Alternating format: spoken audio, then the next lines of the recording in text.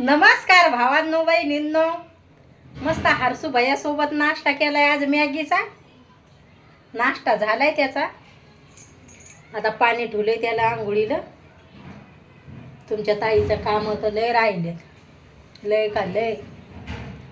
हरसू भैयाला आता चाललाय आराम. पाबुचुडा पण कसा ढिला झालाय. म्हणलं जाऊ द्या, तिकडं कामाची घाई राहती त्याच्यामुळं. हरसू भैयाचं बुलटूज नेलंय दाजीनं, तर ते पण त्याला म्हणते ते चार्जिंग संपली. हे भैयाला फोन पाहतोय त्याचे तर 2-3 बुलटूज आहेत, तर ते चालू नाही राहिले. असं व्हायला लागले. मग त्या गाडीवर ते बुलटूज पाहिजेतच. फोन घेऊन आला तर लय फोनवरचं येडं. कोणाचा फोन आला कामात असल्यावर काय उचलायचं आहे, घरी आल्यावर फोन उचलायचे तसं नाही. गाडी चालू असली तरी फोन उचलते. राडा तर भांड्याचा पडेल. आता भैयाची आंघोळ गिंघोळ झाल्यावरच ते भांडे घासून घेते. आता असं करावं लागन. आता बसूनच हे करते. ले हात गळून येतोय.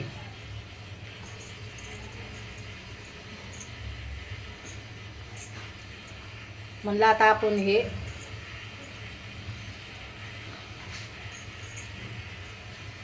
कामं गिमं झालेत. आता तेवढे भांडे झाले तर स्वयंपाक करायचा आहे. तर आज वालाच्या शेंगा बनवते. तर हरसू भैयाला आवडत नाही, तर हरसू भैयाला बनवते भाज्याची भाजी.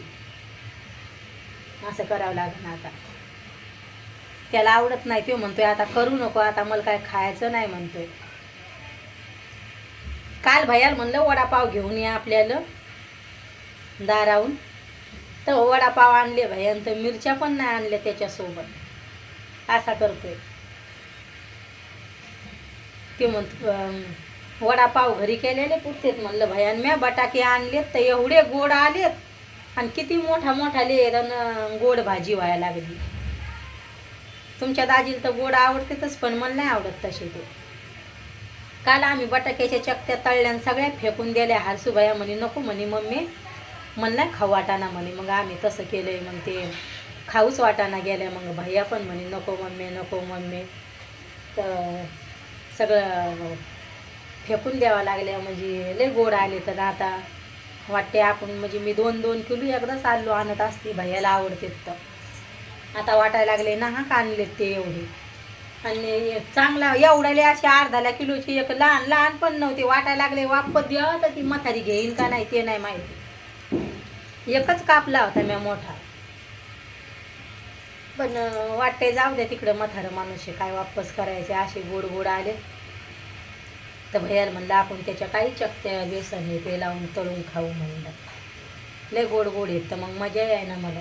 भैयाचं पाणी तापायला लागले तर सन्न आवाज यायला लागलाय. लगे आवाज यायला लागलाय. आवाज येतोय. ह्या घरात मस्त वाटतंय मला, निवांत वाटतंय. केसाला मेहंदी लावायची. दाजीला म्हणलं मी लाल मेहंदी लावू का, तर ते लाल मेहंदी आवडत नाही म्हणते.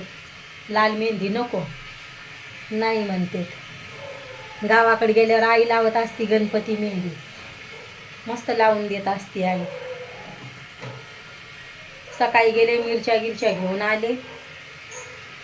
आता थोडेसे भांडे गिंडे आवरायचं, भैयाचं आवरून द्यायचं आणि त्याच्यानंतर मग चालले आपले घरातले काम.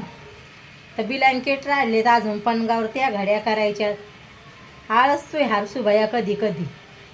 लय आळस येतोय त्याला. हसायला लागलाय. चाल म्हणलं भैया थोडंसं हेडो. लाजच वाटन नको मम्मी नको मम्मी असं असतंय. लय लाज वाटते त्याला. हाय ना भैया, लय लाजतोय. आमची नायरा नाही लाजत. आमची चिव परी सम्यक समृद्धी सगळे लाजतील ते, पण आमची नायरा सगळ्यात लहान असून मस्त बोलते. लय भारी. अशी फोन चालू केला आपण तरी पण ती लाजत नाही. ते लाज वाटते. आई पण बोलती मस्त एवढं. काही जर बोल म्हणलं, काही शेताकडे गेलं, काही इथं बोल म्हणलं तर बोलती आई. आता कपडे धुणं येतं, धोक्याचे आवाज येते सगळे. सकाळचा टाईम आहे तरी पण आता सकाळचा टाईम आहे. अरे भैया धिंगाणा करू नको, थोडासा थांब. अरे थांब बाळा, पाय गॅसचे बाटले हे ते आले. नो सिलेंडर हे आलेत आता. बाय भावांनो बहिणींनो, भेटते उद्याच्या व्हिडिओमध्ये.